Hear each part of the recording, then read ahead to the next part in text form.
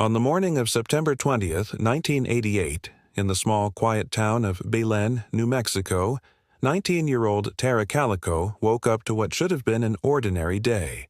She was sharp, vibrant, and full of life, a college student studying at the University of New Mexico, known for her bright smile, love of tennis, and punctual, responsible nature. Tara had a routine.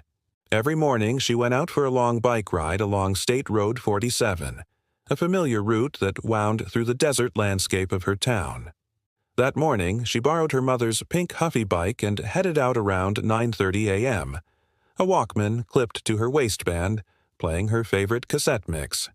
She told her mother, Patty Dole, that she planned to be back by noon.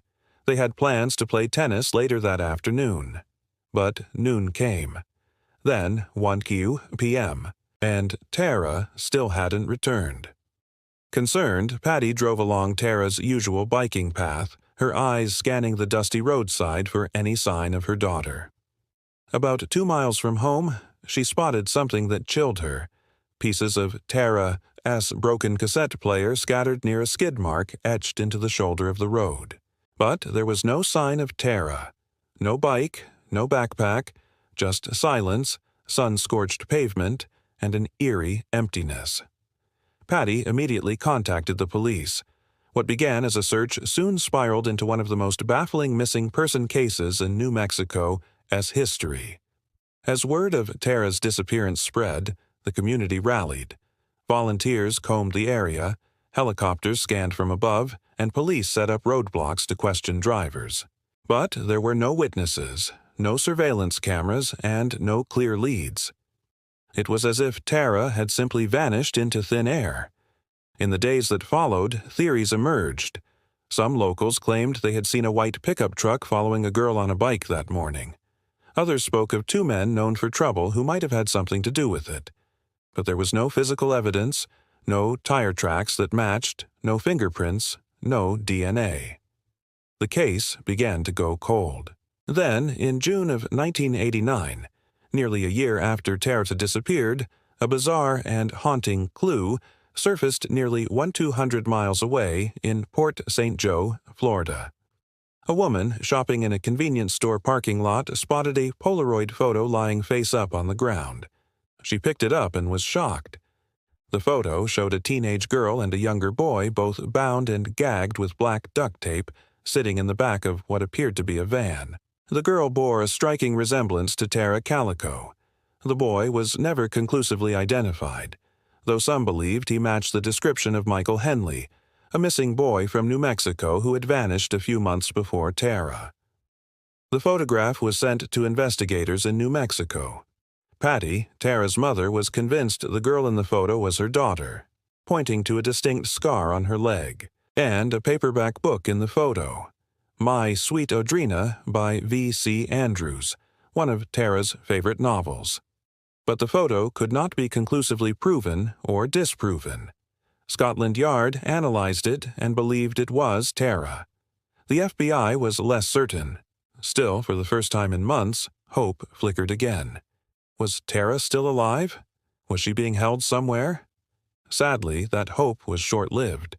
In 1990, Michael Henley's remains were discovered in the Zuni Mountains, just a few miles from where he had gone missing. It appeared he had wandered off and died of exposure, eliminating the possibility that he was the boy in the Polaroid. But the identity of the girl remained a mystery. Police questioned several individuals linked to suspicious vehicles seen around the time of Tara's disappearance, but the leads never panned out. Witnesses' memories faded. Some were reluctant to speak. Over time, frustration grew within the family. They believed law enforcement had mishandled the case in its crucial early hours by failing to treat it immediately as a kidnapping. The delay, they believed, had cost them the chance to find Tara. Patty Dole refused to let her daughter become another forgotten case. She kept the photo on her fridge and gave media interviews, pleading for answers. She and her husband, John, eventually moved away from Belen, tired of the silence and haunted by unanswered questions. Yet they continued to investigate privately, hiring their own detectives, tracking down rumors, and chasing every faint lead. Tara's case remained in limbo, a painful limbo where hope and heartbreak lived side by side. Years passed. In 2003, law enforcement reopened the case after new information surfaced, though they didn't publicly release the source. In 2008, the sheriff's office announced that two men, both known in the area, had long been suspected in Tara's disappearance. Allegedly, they had followed her that day in a pickup truck and accidentally, or intentionally, struck her with the vehicle. According to these rumors, she may have died on the scene, and the perpetrators, panicking, disposed of her body. A man came forward with second-hand knowledge, claiming that the story had been kept quiet due to fear, family ties, and threats. But, once again, there was no physical evidence. No charges were filed. The case remained officially unsolved. Over time, Tara Calico's story became more than just a local tragedy. It evolved into a national mystery, a haunting symbol of unsolved disappearances, missed chances, and the deep wounds that linger when justice is delayed. Podcasts, documentaries, and true crime communities picked up the story, drawing attention to details that didn't add up. Why was there such a delay in the initial investigation? Why were potential suspects never fully interrogated? What really happened to the Polaroid? And perhaps most haunting of all, why has her body never been found?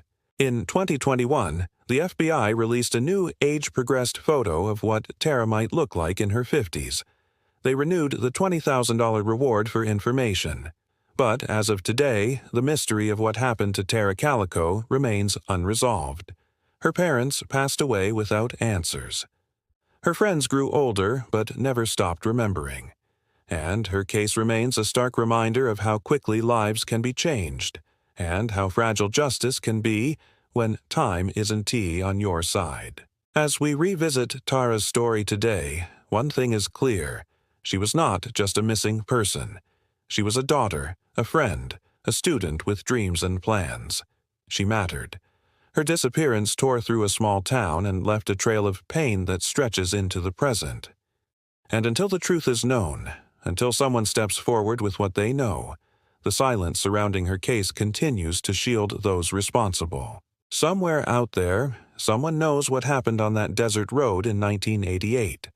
And every second they remain quiet, they deny peace not just to Tara's family but to everyone who believes in justice.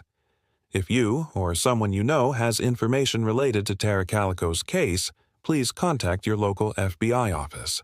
For those watching, take a moment to remember Tara, not just as a name in a file but as a life stolen too soon. Subscribe for more true crime cases like this, and let's keep these stories alive until the truth is finally uncovered.